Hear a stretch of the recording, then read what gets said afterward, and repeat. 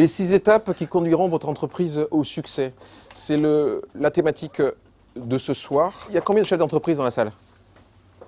Ok, pas mal de chefs d'entreprise. Super. On va faire un petit exercice tout à l'heure. Je pense que cette thématique va vous intéresser. Je suis moi-même chef d'entreprise puisque je suis coach d'affaires et j'ai aussi ma SARL au sein de la franchise Action Coach. Ici, vous avez l'équipe France. Voilà, on est aujourd'hui 41 dans la franchise en France, mais 1200 dans le monde. Nous travaillons en réseau, de manière très proximale. Chacun a sa structure, que ce soit des SAS, des SARL, ainsi de suite. Et notre cible, ce sont des clients qui ont tous en commun la volonté de se développer, mais qui ont également tous en commun le fait d'être d'excellents techniciens dans leur métier, qui ont tous une problématique en commun également, c'est que souvent, quand ils ont créé ces affaires, ils n'ont pas pris en compte qu'ils avaient un deuxième métier. C'est lequel? Celui de chef d'entreprise, tout à fait. C'est un deuxième métier. Je vais vous expliquer pourquoi ce soir. D'accord? Si j'ai fait ce métier depuis 3 ans et demi maintenant, si je me suis lancé dans cette affaire, c'est pas pour rien, je vous explique le sens quand même, parce que c'est important. J'ai 50 ans, depuis quelques semaines. J'ai grandi dans une famille avec un papa chef d'entreprise, qui avait une quarantaine de collaborateurs dans le domaine de l'architecture, des espaces verts, paysagisme. Voilà. Et j'ai vu mon père, pendant toute mon enfance et mon adolescence, qui a beaucoup travaillé. Alors il y avait de l'argent à la maison, c'était confortable, mais papa, il était passionné par son métier et il n'était pas là. Il travaillait tout le temps. La conclusion que j'ai faite à l'âge de 20-22 ans, pour sortir de mes études, c'est que finalement, je ne voulais pas être chef d'entreprise, parce que je ne voulais simplement pas de cette qualité de vie-là. La traduction, c'est que j'ai voulu le confort du salariat, et je suis donc parti dans le salariat, et j'ai fait toute ma carrière, jusqu'à 45 ans, dans les milieux des services de l'hôtellerie et de la restauration. D'accord? Mais la graine de l'entrepreneuriat était là. Et puis, j'ai rencontré Action Coach en amenant un copain au salon de la franchise. Le but des programmes d'accompagnement des dirigeants, et le coaching n'était pas encore très connu en France, d'affaires en particulier, c'était d'accompagner des dirigeants de TPE-PME à construire des affaires rentables qui fonctionnent sans eux. Le lien a été vite fait par rapport à l'histoire que je vous ai racontée. J'ai dit c'est ça que je veux faire. Depuis 3 ans et demi, je fais ça et ça marche plutôt fort. Et je suis content de vous voir ce soir. Voilà. Voilà. Donc je mets moi-même dans ma propre entreprise en place ce que je vais vous présenter ce soir. D'accord ? Je vais vous proposer de vous lever tout de suite. Je vais vous poser 2 questions simples. Celui qui avait des chefs d'entreprise, ici. En tant que chef d'entreprise, je vous pose la question suivante. Est-ce que vous pouvez vous permettre d'arriver tous les matins à 11 h du matin au bureau? Ceux qui ne peuvent pas s'asseoir, merci. Est-ce que vous pouvez vous permettre d'arriver à 11 h du matin, tous les matins, je dis bien tous les matins? Soyez honnête, hein? D'accord? Tous les matins. Ok, votre entreprise tourne donc, hein? Super. D'accord. Deuxième question. Ah oui, votre entreprise tourne, oui, bien sûr. Deuxième question, est-ce que vous pourriez vous permettre de disparaître pendant 6 mois et de revenir, votre affaire a continué à tourner?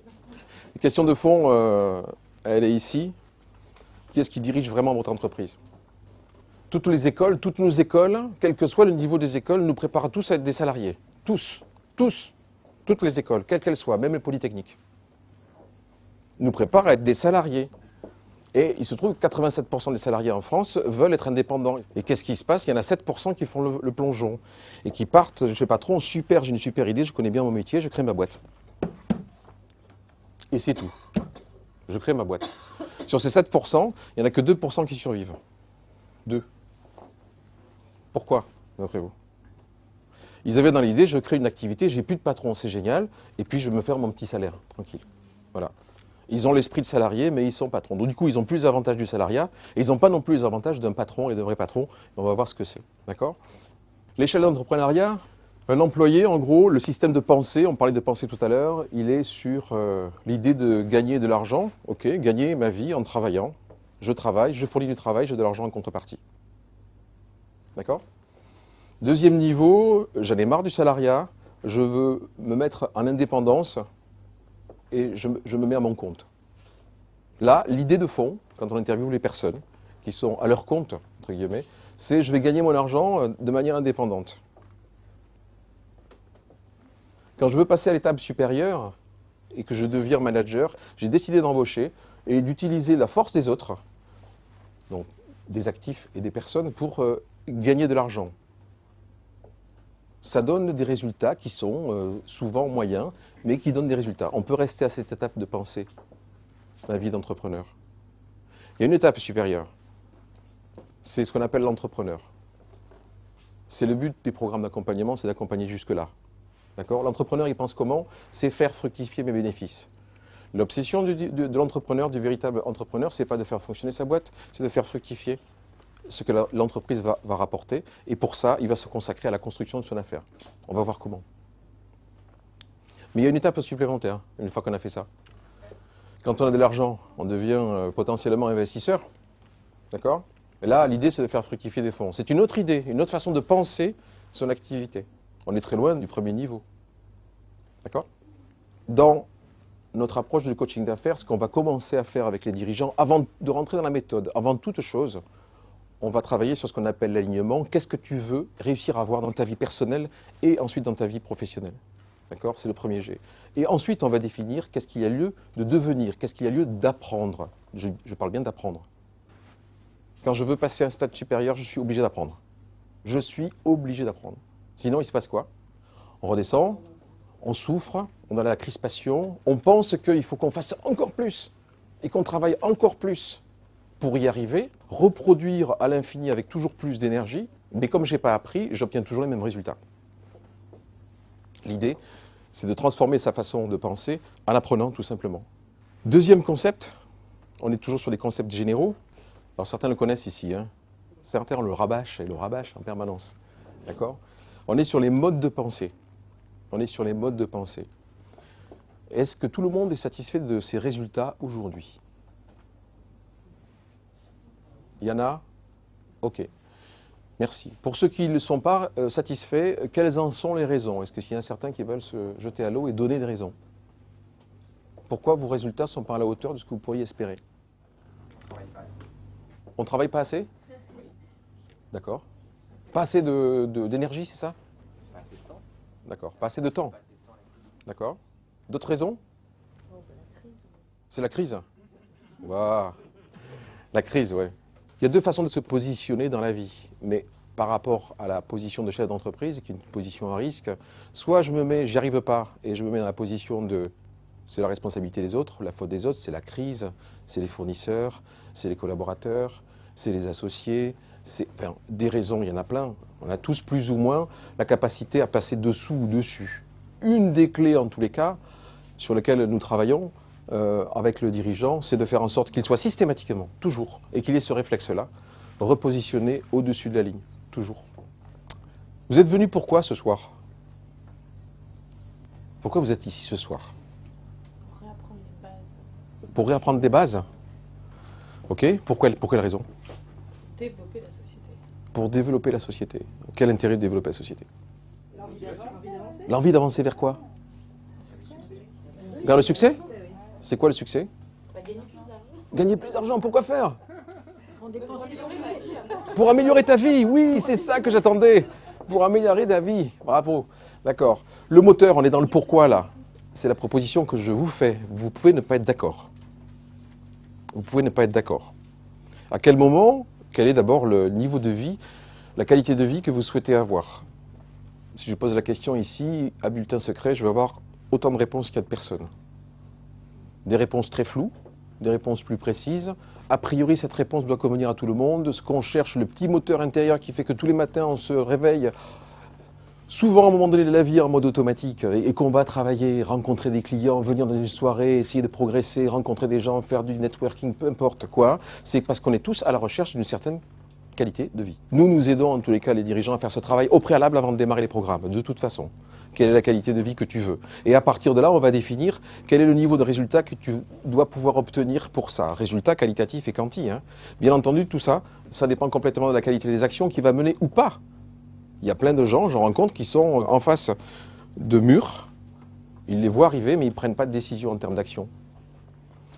Ces actions sont complètement dépendantes de la qualité des décisions qu'on prend. On ne comprend pas d'ailleurs.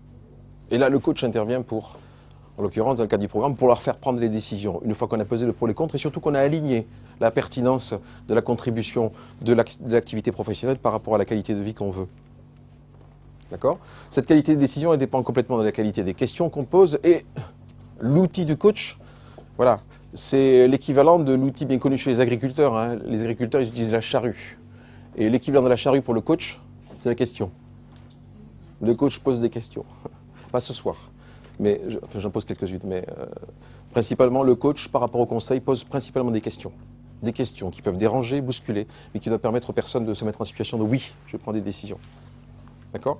Cette qualité des questions, elle dépend complètement de la qualité des croyances qu'on a tous plus ou moins sur ses capacités à arriver ou pas. Et sur ses rêves. Il n'y a aucune raison que si les rêves ici sont petits, qu'ici la qualité de vie soit grande. Beaucoup de gens ne rêvent plus, j'en rencontre en tous les cas, ou rêvent de manière floue, ou s'ils rêvent, ils ont la croyance que de toute façon ils n'y arriveront jamais. Ce ne sont que des croyances. Cette qualité des croyances, bien sûr, elle est influencée par la qualité des connaissances qu'on a reçues à un moment donné et qu'on continue à recevoir ou à s'autoriser tous les jours. Et cette qualité des connaissances, elle est complètement liée à la qualité des gens qui nous ont rencontrés, des parents, des personnes qui nous ont influencés dans la vie, des professeurs qu'on a eus, des conseils, des coachs, enfin de toutes les personnes qui vont à un moment donné au cours de la vie amener une petite impulsion dans le domaine du savoir-être et du savoir tout court.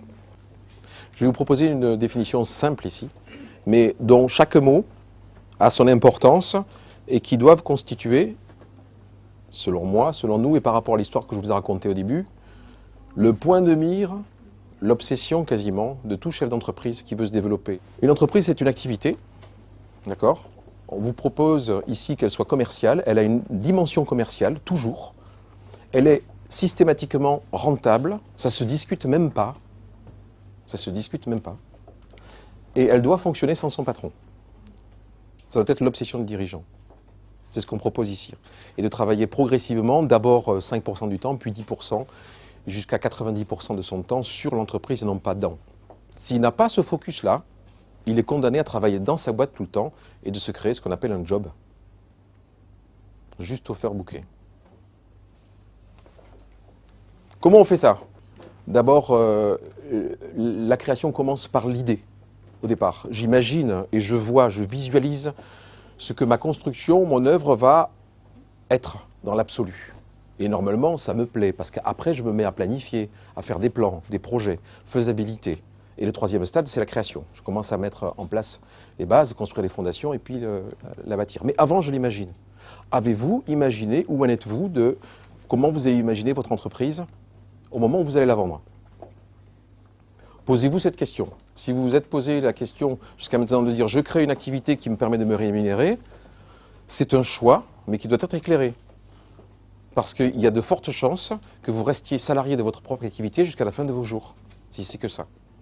Ça ne viendra pas par miracle. On construit une entreprise comme on construit un bâtiment. Forme pyramidale, d'abord un socle, ce qu'on appelle la maîtrise, objectif. Chercher à éliminer tout ce qui peut être un peu chaotique dans l'entreprise en créant 4 piliers solides qui vont permettre à l'entreprise de se développer de manière durable. C'est la maîtrise. Deuxième niveau, on va en parler, on va les détailler rapidement, mais tout de même que vous soyez conscient de ça. On va travailler sur ce qu'on appelle la niche, le positionnement de l'entreprise, objectif sur cette partie-là, garantir la trésorerie de l'entreprise. Garantir et prévoir une trésorerie saine dans l'entreprise. Une fois qu'on a fait ça, on a fait quasiment l'essentiel. On va mettre en place ce qu'on appelle un effet de levier, des systèmes qui vont assurer l'efficacité de cet ensemble-là, de manière pérenne, et sans, on n'a pas encore les hommes là, on n'a pas encore l'équipe. Une fois que j'ai pensé à mes systèmes, on va mettre en place l'équipe au pilotage. Tout aura été pensé et travaillé avant. D'accord ? Et à partir de ce stade-là, quand on demande aux dirigeants et qu'on les challenge un petit peu sur ce qu'ils cherchent vraiment, une grande majorité d'entre eux, en termes de qualité de vie, il y a un mot qui revient, c'est le mot liberté. Ce que je veux, c'est ma liberté. Tant que je n'ai pas ça en tête, je suis esclave de mon entreprise et de mon activité. Si j'ai ça en tête, il y a de fortes chances que j'y arrive. Et bon, chez Action Coach, 1200 coachs dans le monde depuis 10-15 ans, on sait qu'il faut à peu près 7 ans, à partir du moment où on a l'idée, pour arriver à ça. En moyenne, sur les dizaines de milliers de dirigeants qui ont été accompagnés, on sait qu'au bout de 7 ans, ils arrivent à une liberté totale de faire ce qu'ils veulent. Revente, croissance externe, franchise, toute autre chose, ou revenu passif tout court. Je fais toute autre chose dans ma vie, je tire des revenus passifs de mon activité. Au stade de la maîtrise, j'ai construit une activité commerciale. Au stade de la niche, je suis rentable. Et au stade de l'effet de levier, elle fonctionne. Et sans vous, au stade de l'équipe. Vous avez toute la logique là. Vous avez tous construit des choses là-dedans. Vous avez des bouts un peu partout.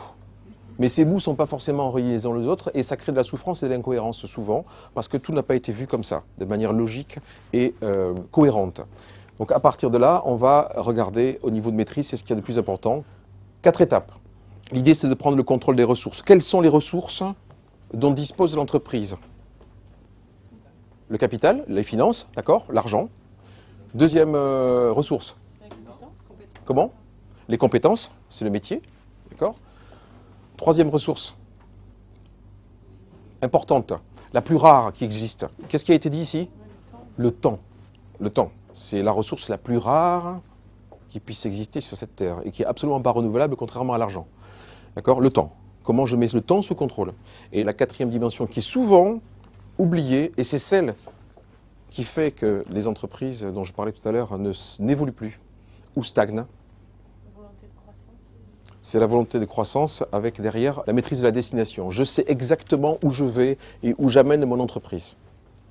Je sais exactement de quels moyens je dispose et comment je dois pouvoir financer mon projet. Je sais exactement comment j'organise mon temps parce qu'il n'y a que 24 heures dans la journée et que j'ai aussi d'autres rôles dans ma vie que celui d'être chef d'entreprise. Je détaille les 4. On n'est que sur la maîtrise. Sur la maîtrise de la destination, j'ai besoin d'une vision. Je sais exactement dans 5 ans où je serai et je le dessine et je l'écris.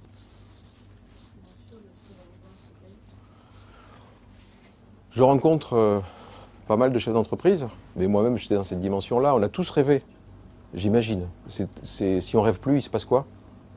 On meurt, voilà, on le sait, hein. C'est scientifique.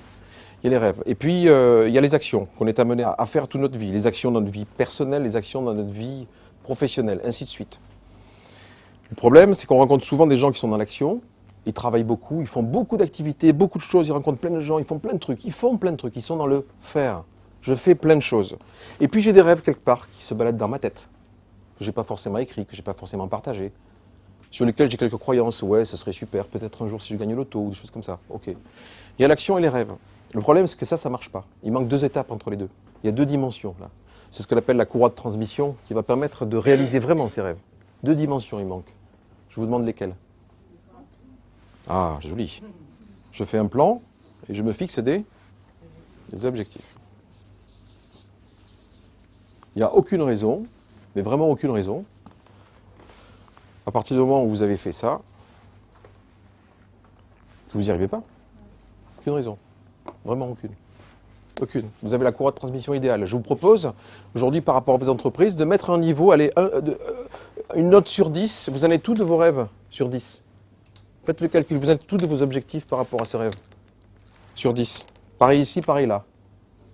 Je vois souvent, quand je fais cet exercice, je suis à 10 sur 10, même des fois 20 sur 10 ici en action. En rêve, 1 sur 10 ici, et puis là, rien.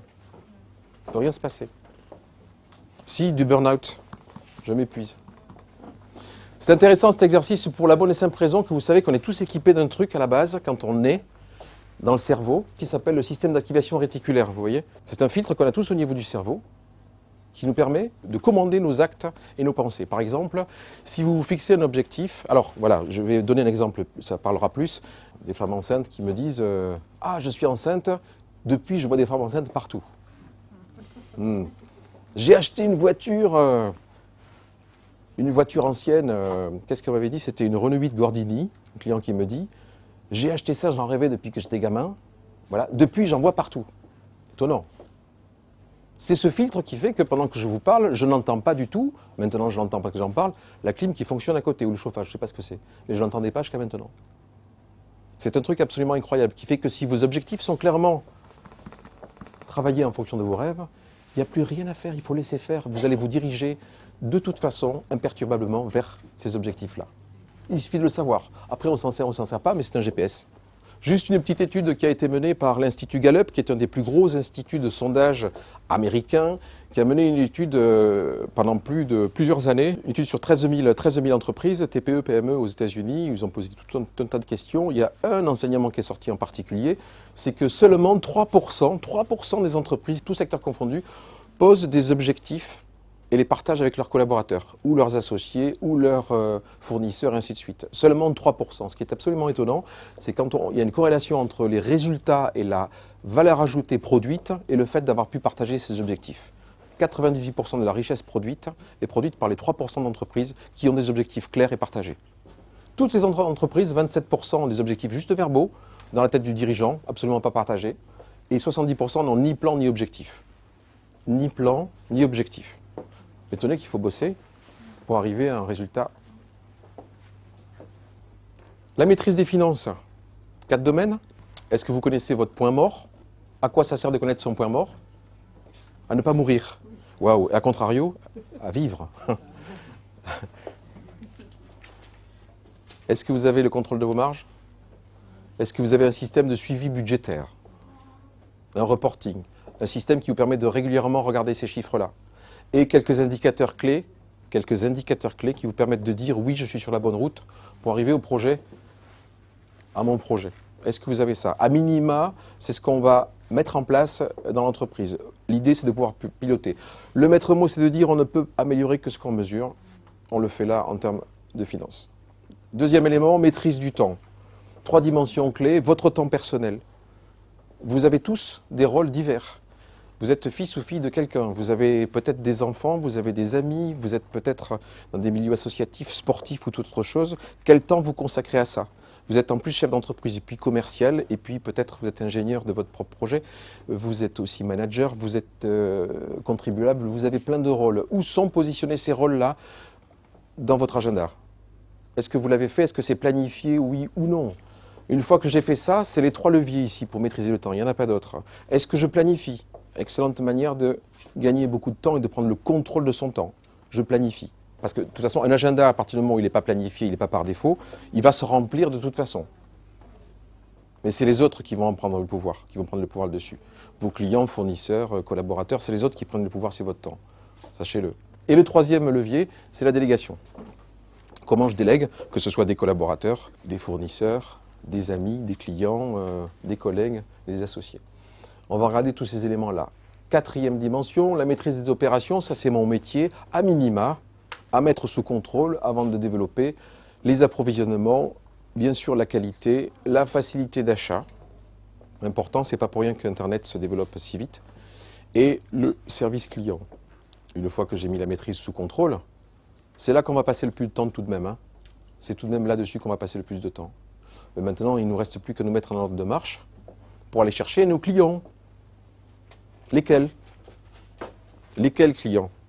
Qu'est-ce que je propose sur le marché qui fait qu'on va vouloir m'acheter?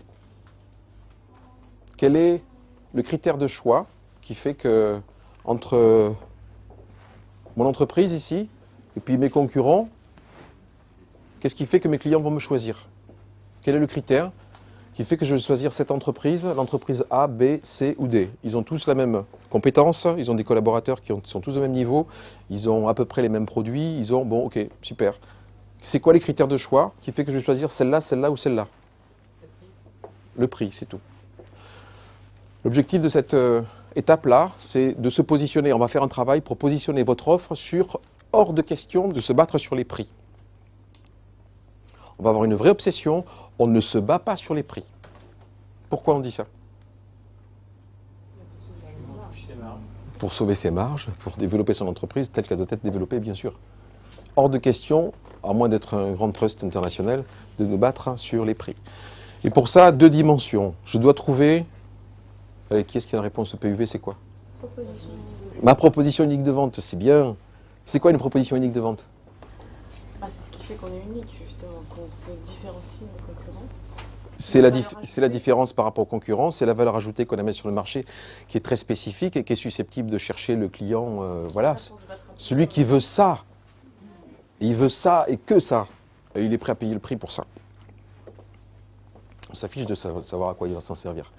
Ma proposition unique de vente, elle existe chez toutes les personnes présentes ici. Je l'affirme haut et fort, elle existe. Comment on va la chercher? Qui en parle le mieux? Nos clients. C'est nos clients, effectivement. D'accord? Une fois que j'ai ma différence, je vais pouvoir y apposer une garantie. Excellente démarche commerciale. Parfaite. Une fois que j'ai ça, L'objectif, c'est que je vais pouvoir communiquer avec des clients qui cherchent ça. L'objectif, c'est que chaque euro que je vais mettre dans ma communication, parce que c'est ce qu'il y a de plus cher d'aller chercher des clients, je vais vérifier que ce soit un investissement et non pas un coût. C'est en général la vision comptable. Je dépense en marketing, c'est un coût. Sauf que nous, on va faire en sorte que chaque euro que vous dépensez représente un investissement. Qu'est-ce qui fait la différence entre un coût et un investissement? C'est quoi? Il y a un retour. Ok, vous avez 10 000 euros à investir dans votre marketing. On va faire 4, 5, 6, 7 formats de messages, d'accroches. Puis on va tester, mesurer, voir le taux de réponse qu'il y a sur ces petits sondages. Et puis ensuite, on va focaliser sur celles qui ont fonctionné. On teste et on mesure avant. D'accord? Je fais juste là un petit focus sur... on va aller chercher des clients, mais on va aussi essayer de soigner les nôtres aussi. D'accord? Avant d'aller en chercher d'autres.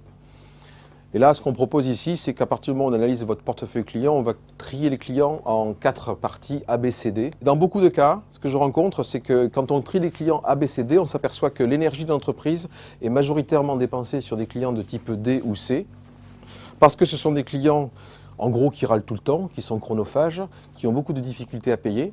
On y consacre une grosse partie de notre temps, et pendant ce temps, les clients qui râlent pas, qui payent régulièrement, ainsi de suite, on sait que c'est des clients idéaux, mais on n'a pas le temps de s'en occuper. Et on a beaucoup de clients qui quittent l'entreprise comme ça. Donc on va les trier, c'est un premier travail qui est simple à faire, mais qui va nous permettre d'identifier le profil du client idéal. Les clients de catégorie D et de C, on va essayer de les passer aux concurrents éventuellement, ou on s'en débarrasse, mais on va se consacrer aux clients de type A et B. D'accord ? Je vais vous parler du châssis des affaires, qui est la même chose dans toutes les activités, quelles qu'elles soient. C'est un truc simple, mais en plus hyper puissant. 5 leviers. Le châssis des affaires, c'est 5 leviers. Il y en a 5. Comment on fait pour avoir des clients? Comment on fait pour avoir du chiffre d'affaires? Comment on fait pour dégager des bénéfices? Ça, c'est en gros la manière de calibrer une entreprise quand on va voir un banquier. Combien vous faites de chiffre d'affaires? Quel est votre bénéfice? Et vous travaillez avec qui? Combien de clients? On propose de considérer ici que ces éléments-là ne sont que des résultats. Ce sont les résultats de quoi? Il y a 2 leviers pour avoir des clients qui doivent faire partie absolument de vos manettes pour diriger votre affaire. Il faut que je fasse quoi pour aller chercher des clients? Il faut que j'ai des contacts. Il faut que j'aille chercher des contacts dans la cible. Hein. Ok. Et une fois que j'ai les contacts, je fais quoi? Mes stratégies de transformation, c'est quoi que je vais utiliser pour transformer les contacts que je rencontre? Je n'ai pas besoin de rencontrer 10 000 si je suis infoutu d'en transformer plus de 1%. De la même manière, quand j'ai ces clients, je vais suivre quoi comme indicateur? Je vais suivre le nombre de transactions que je fais avec eux. Une dimension importante que je vous propose, c'est de dire qu'un client ne devient client qu'à partir du moment où vous achetez une deuxième prestation. S'il s'est arrêté à une prestation, c'est toujours un prospect. Pourquoi je dis ça? Le plus dur, c'est d'aller chercher des contacts et de transformer un client. On lui a envoyé un truc, on va le travailler pour lui permettre de découvrir ses offres de services dans le temps et lui permettre de rester fidèle et de continuer à acheter. Et l'effort, il va être consacré à ça. Et de moins en moins, aller en chercher de nouveau. Objectif suprême, c'est de transformer ses clients en commercial. On va le voir. Quels sont vos chiffres pour ces 5 leviers? On va voir une petite démonstration ici avec une entreprise qui fait des massages, l'Institut de massage à Paris. On a arrondi les chiffres volontairement. Cet institut de massage, ils ont 4000 contacts inscrits dans la boîte, dans leur table, dans leur base de données. D'accord? Et on sait qu'ils ont un taux de transformation de 25%. Ils ont donc 1000 clients qui viennent 2 fois par an se faire masser pour une moyenne de 100 euros. Encore une fois, les chiffres ont été arrondis. D'accord? Chiffre d'affaires 200 000 euros et 25% de marge, ce qui représente 50 000 euros de bénéfices. Jusque-là, tout va bien. Qu'est-ce que je fais? Je suis à la veille je suis en octobre, je dois préparer mon budget. Dans le meilleur des cas, beaucoup ne font pas de budget. Pour l'année prochaine, je fais comment avec ça? Je vous propose ici de travailler que sur les leviers, de ne travailler que sur les leviers. Alors, on va vous proposer 73 stratégies qui sont testées et mesurées. Et on propose là, pour l'exercice, de dire on va augmenter chacun des leviers de 10%. Ce n'est pas la mer à boire, c'est très smart d'aller chercher 400 contacts de plus dans l'année. Sur mes 25%, j'ai 83 stratégies, je vais en choisir 2-3 qui vont me permettre d'avoir 27,5% de taux de transformation. Je l'améliore un petit peu, ce qui m'amène à 1210 clients. Idem, sur mon nombre de transactions, je vais passer à 2,2. Bon, l'action qui a été retenue, principale, qui a eu le plus de résultats, c'est de mettre des linéaires de produits à l'entrée, de telle manière à ce que les clients aient le coup de cœur et puissent faire des achats d'impulsion. C'est ça, cette stratégie-là, qui a fait 2,2. D'accord? Et on va faire monter la valeur moyenne de transaction à 110. Ce qui nous amène tout de même à un chiffre d'affaires de 292 000 euros en deuxième année. Et on fait pareil sur les marges, avec 67 stratégies, on arrive à 80 000 euros de résultats. Quel est le taux de progression là, sur le chiffre d'affaires et le résultat pour les deux? Ouais. 46 sur le chiffre d'affaires et 61% sur le... C'est le principe de l'effet de levier. L'effet de levier. Vous avez 5 manettes pour diriger votre business. Je vois beaucoup trop d'entreprises qui sont sur... Je vais chercher des clients, je transforme, je n'ai pas de stratégie de transformation. C'est difficile. Et j'agis sur mes marges. C'est tout. Je contrôle, je serre la vis, je serre les salaires, je serre les primes, je serre les machins, j'achète plus de trucs. Voilà. Et c'est tout ce qu'ils font en période de crise. Mais le problème, c'est que les autres, ils n'utilisent pas. Voilà. Du coup, c'est difficile et c'est dur. Là, 5 leviers, tout devient simple. Je vous propose d'imaginer. D'accord? On va juste s'amuser de doubler, juste pour le fun. Ça donne quoi? De 4 000, je passe à 8 800. Allez, 50%, 4 400. Hop, 4 220. Ouf, 3 800 000. Mon Dieu, 1 9 000 000. Mais après, il y a les croyances de chacun. Ah ouais, ça serait possible. D'autres, non, c'est pas possible de toute façon. L'échelle de la fidélité. Avec ces stratégies-là, ça doit nous permettre de faire monter le client progressivement dans l'échelle de la fidélité. Vous avez d'abord le suspect. C'est quoi un suspect? C'est potentiellement un futur client. Un suspect, c'est quelqu'un qui est suspecté effectivement d'avoir besoin vraiment de nos services et de nos produits. Suspecté, je les ai repérés quelque part, il va devenir un prospect si je fais bien mon boulot. Mais l'idée, c'est que je mette des stratégies en place et pour faire en sorte que ces suspects, je les transforme. Lesquels? D'accord? Mais du prospect, je vais essayer de le transformer en acheteur. Je dis acheteur, il va m'acheter un produit, un service. Parce que comme je disais tout à l'heure, l'idée, c'est que je vais mettre des stratégies pour qu'il m'achète une deuxième fois. Et là, il devient un client. Mais ça ne me suffit pas. Parce que si je me contente de ça et de faire des factures, il me manque quelque chose. Donc je vais travailler avec ce client pour le faire monter en catégorie A. Et je veux qu'il devienne membre. Les catégories A, ils deviennent membres de mon entreprise. Et quand il est membre, eh bien, je vais faire en sorte qu'il devienne de vrais avocats, qu'ils sachent me défendre en quelle occasion que ce soit. Mais ce n'est pas suffisant. L'idée, c'est qu'ils deviennent vraiment des inconditionnels. Voilà. Et qu'ils parlent de moi en toute occasion. Chaque étape, on va les suivre. À chaque client, on va avoir une étape. À chaque niveau, on va avoir une stratégie à mettre en œuvre. C'est un vrai travail passionnant. Ça demande un petit travail de fourmi au départ. Mais le retour sur investissement est absolument énormissime quand on s'y colle, quand on s'y attaque. Quand vous avez le client une fois, qu'ils ont acheté 2 fois, vous avez fait le plus gros du travail. Une fois que j'ai fait ce qu'il fallait sur la niche, ben là, ça va plus vite. Hein. Effet de levier, je mets en place pour verrouiller mon système qui fonctionne. C'est quoi un système? Est-ce qu'il y en a qui prennent tous les jours le même chemin pour aller au travail, par exemple? Oui? Pourquoi? Plus facile? Ça va plus vite? On ne se pose pas de questions, on peut penser à autre chose. Comment? On est sûr d'arriver. Les systèmes dans l'entreprise ont vocation à ça, gagner du temps, rendre la vie facile et que tout ce qui est du domaine routinier puisse être automatisé, systématisé. On va passer tout ça en revue partout. Objectif de l'effet de levier, être toujours plus productif en dépensant le moins possible. Tout d'abord, on propose à l'entreprise d'être non pas une structure molle, une structure solide avec un squelette, comme un corps humain. La colonne vertébrale d'une entreprise qui se tient droit, c'est une entreprise qui a d'abord, au niveau du cervical, une vision forte et partagée, on l'a dit tout à l'heure, d'accord? C'est une vision qui est écrite. Voilà ma vision, mon projet, il est clair. Quand je vais vendre l'entreprise, elle sera comme ça, par exemple. Deuxième élément, ma mission. C'est quoi la haute idée que je me fais de mon métier? C'est écrit, je le partage avec mes collaborateurs, mes nouvelles recrues, mes fournisseurs, mes clients. C'est l'idée que je me fais de mon métier. Troisième élément, mes valeurs.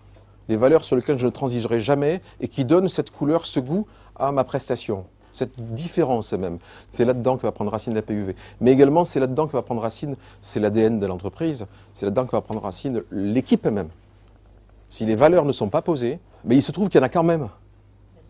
C'est des valeurs tacites qui sont mises en place par des gens, des leaders qui sont là, plus ou moins, qui sont simplement employés, qui vont mettre leurs propres règles. Et dans une équipe où chacun met ses règles, en gros, c'est le chaos. Donc l'idée, c'est de mettre en place des valeurs et des règles du jeu. Troisième et quatrième élément, des objectifs pour tout le monde, clairs, des objectifs pour l'entreprise et pour les équipes, un organigramme bien sûr. Au début, dans l'organigramme, j'ai mon nom partout et puis je commence à mettre de nouveaux noms dedans. Dans chaque case de l'organigramme, il y a des responsabilités, je dis bien, attachées avec des actions et des tâches. C'est un travail de fourmi, c'est vrai, mais une fois que c'est fait, quel plaisir. Et quand c'est pas fait à contrario, pardon, quel bordel. toute la problématique des entreprises avec les hommes qu'ils intègrent vient du fait que les systèmes qui ne sont pas incomplets ou pas en place. C'est ce qui démotive les gens à la base. C'est même pas la faute du patron à la base. Puis c'est sa faute dans le fait qu'il n'a pas posé ça au départ. Des indicateurs pour tout le monde, des modes opératoires bien sûr, et puis des jalons dans le temps parce que j'ai un projet à 5 ans peut-être. Et puis l'idée c'est d'avoir le rétro-planning à 3 ans, 1 an et puis 90 jours. C'est ce qu'on préconise. D'accord ? Une fois que j'ai fait ça, les 4 domaines qui structurent mon entreprise sont bien en place. Les systèmes et technologies, objectifs documentés, automatisés au maximum. Les opérations, ben, l'objectif c'est de délivrer ma presta du premier coup sans avoir besoin d'y revenir. Comment je maîtrise la qualité. Le personnel et la formation, comment je recrute. Une erreur de recrutement, ça coûte cher à l'entreprise. D'accord ? Je dois traiter les collaborateurs comme il se doit. Je dois les assurer un plan d'intégration, un suivi, ainsi de suite. Je dois les former et les aider à être performants. Ça, c'est le rôle du patron. Le premier rôle du patron, c'est avant tout de s'occuper de ses collaborateurs. Les collaborateurs devant s'occuper des clients. On va le voir après. Et les tests et finances, bien sûr, on améliore que ce qu'on mesure. Une fois que j'ai ces 4 domaines sous contrôle, il manque quoi à ce stade-là? Maintenant que j'ai mis les systèmes, que je sais comment je suis positionné, que je sais comment l'équipe, bien sûr, l'équipe, voilà. C'est ça qui va me permettre de structurer pour la croissance. Bien sûr que vous connaissez que des entreprises où tous les collaborateurs sont comme ça. Je vous promets que c'est toujours vrai ça, le premier jour, où la personne est embauchée, toujours. Le premier jour. Le patron aussi est comme ça d'ailleurs. Le premier jour. Qu'est-ce qui fait que, quelques temps après, c'est plus le cas? On s'aperçoit quand on creuse que c'est toujours un problème de système. Il y a une faille dans le système et l'organisation de l'entreprise qui fait que les personnes ne s'y retrouvent pas, effectivement. Elles ont rêvé à plein de trucs, et ce qu'elles vivent, c'est très différent, tout simplement. Nous vous embauchez, hein, c'est toujours comme ça que ça se passe. Hein. Soit je suis motivé et compétent, mon collaborateur, quand il rentre, soit il est motivé, pas encore compétent, et je m'engage à le former, à l'accompagner. Toujours vrai. Et je suis vachement content. Toujours, ils sont toujours contents. Voilà. Qu'est-ce qui fait que quelques temps après, 1 semaine, 10 mois, 3 ans, je me retrouve là et toujours compétent? Si je ne fais rien, moi, en tant que dirigeant, systématiquement, c'est un cycle de vie reconnu, moult fois constaté, on tombe là-dedans. Il n'y a rien de pire qu'une entreprise où il y a des collaborateurs, ne serait-ce qu'un, qui est dans la case toute rouge, là. Qu'est-ce que je fais? On propose ici de dire la chose suivante. Le patron, il s'occupe de quoi? Les collaborateurs, l'entreprise elle-même, les clients. Dans l'entreprise, il y a tout, il y a les fournisseurs, il y a tout ça. Il y a les produits, les services, ainsi de suite. Il doit s'occuper de quoi en priorité? Peut-être qu'il s'occupe aussi de la qualité de vie de ses collaborateurs, puisqu'il a fait tout ça pour sa qualité de vie. Ah, on est d'accord. Ce qu'on propose ici de dire, de constater, c'est que le patron, au même titre qu'un chef d'orchestre, à l'instar d'un chef d'orchestre, d'accord? On dit que sa seule mission avant tout, si je décide d'avoir des collaborateurs, c'est de m'occuper de mes collaborateurs, d'abord. Le patron s'occupe des collaborateurs, les collaborateurs s'occupent des clients. Et les clients s'occupent de l'entreprise, en étant inconditionnels, fidèles, en payant régulièrement, en étant force de proposition, en étant source de recommandation, ainsi de suite. L'entreprise ainsi servie servira le patron en dividendes, en rémunération, en capacité à investir, ainsi de suite. C'est ce qu'on appelle la roue du succès, la roue de la réussite. Ça doit fonctionner comme ça. 6 clés, 6 étapes. D'accord? D'abord, le dirigeant doit développer son leadership. Pas la peine d'avoir un charisme de fou, mais c'est quoi la différence entre un leader et un manager? C'est quoi? Quelle est la différence entre un leader et un manager? On a envie de le suivre. On a envie de le suivre. Et pourquoi on a envie de le suivre? Il inspire, le leader inspire. Le manager gère, mais le leader inspire. Il inspire par, ben voilà, les gars, vous êtes montés à bord du bus ou à bord du bateau, voilà où on va ensemble, ça vous va, on y va, et voilà comment on va le faire. On a des règles, des objectifs communs, parce qu'on sait exactement où on va. On a bien sûr des règles du jeu, comme tout à l'heure sur les valeurs, quand il n'y a pas de règles du jeu définies par le dirigeant, il y en a toujours de manière tacite qui s'installent, par défaut. Alors là, pour les enlever, c'est très dur. Donc l'idée, c'est de les imaginer dès le départ. Bien entendu, un plan d'action. Ensuite, le soutien à la prise de risque. Pourquoi on dit ça? Le soutien à la prise de risque pour ses collaborateurs. Pour valoriser les initiatives. Pour encourager les prises d'initiative. Ça, c'est le seul boulot de dirigeant dans l'absolu, de vérifier qu'il y ait tout ça. Avoir une vision, des objectifs communs, des règles du jeu, un plan d'action, soutien à la prise de risque, et que 100% de mes équipes soient dans le projet, soient impliquées dans le business. Pourquoi on dit 100%? J'ai dit collaborateur, il y en a un qui joue pas le jeu, qui est un peu à l'écart, qui est faiblard, il se passe quoi? Comment? C'est contagieux. C'est pourri. La crédibilité du dirigeant est complètement entamée. Il y a plein de choses qui se passent. Plein de choses qui se passent. On ne peut pas imaginer que sur un orchestre, un quintet ou un orchestre philharmonique, il y ait le piano qui fasse la gueule à un moment donné. C'est absolument impossible, quoi. C'est même pas imaginable. Sauf que dans le milieu des orchestres philharmoniques, c'est un milieu hyper syndiqué, ce sont aussi des salariés, c'est très très dur. Les chefs d'orchestre arrivent à faire jouer au diapason 10, 20, 100, 100, 150, 200, 1000, j'ai vu, musiciens pendant 4 heures, c'est nickel, il n'y a rien qui cloche. Comment ils arrivent à faire ça? Ils font ça. Ils font ça. Ils ont une vraie vision de ce qu'ils veulent produire. Il y a de l'émotion aussi là-dedans, il y a plein de choses, hein, d'accord? Ils ont des objectifs communs, ils ont plein de choses. Ils ont des règles du jeu, ils ont plein de choses. Il les a sélectionnés aussi à la base, hein. Le recrutement était important. Il a fait son boulot, le chef d'orchestre. Pourtant, il ne regarde pas ses clients, il est de dos, hein. Mais ça donne un résultat parfait. D'une manière générale, juste une idée force. Les gens, les collaborateurs et puis toutes les autres personnes ne se souviennent jamais de ce qu'on dit. Et vous le savez vous-même, les gens se souviennent simplement de ce que vous leur faites ressentir. À ce stade-là, effectivement, on est arrivé à avoir une entreprise, je suis libre, hein, mon entreprise elle fonctionne, hein, j'ai un petit peu de pilotage à faire, d'accord? Là, je suis prêt pour la croissance. Il n'y a plus qu'à appuyer sur l'accélérateur et vérifier que mes systèmes vont le supporter. C'est tout. Là, j'ai fait l'essentiel du travail. D'accord? Temps de former un nouveau gérant, hein, je peux mettre quelqu'un à ma place, et puis là, je peux vaquer à mes occupations. À ce stade-là, c'est facile. Je suis en mode de pilotage automatique. J'obtiens les résultats, j'ai enfin ma liberté. 7 ans à peu près en moyenne. 7 ans en moyenne. Voilà, la question aussi, c'est aujourd'hui, à quel stade de cette mécanique vous en êtes-vous? À quel stade? C'est une vraie question. Alors, je vais vous proposer un truc, d'accord? Il y a une petite formule ici, on ne va pas passer 15 ans, mais pour l'effort en maths, c'est quoi? Ça veut dire quoi? On avait dit tout à l'heure que vous étiez un peu insatisfait, en tous les cas pas satisfait encore, du niveau au moins de revenus que vous aviez, voire la qualité de vie que vous avez aujourd'hui, pas encore satisfait. Je vous propose une petite formule qui est simple, d'accord? C'est que si vous y êtes encore, c'est qu'il y a des résistances chez vous. C'est parce qu'on fait toujours les mêmes choses, qu'on a toujours